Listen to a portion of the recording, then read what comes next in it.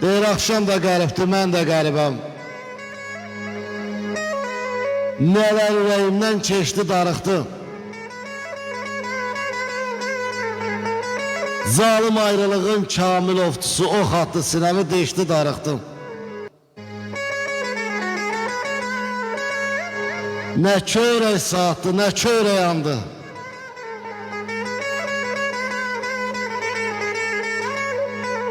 Nəfəsim təncidi, ürəyim yandı.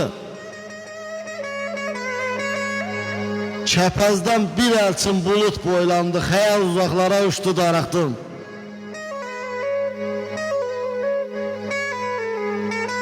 Qoy yazım var ağa qalmasın ağı. Kim çəkər həsrəti bəhmən sayağı.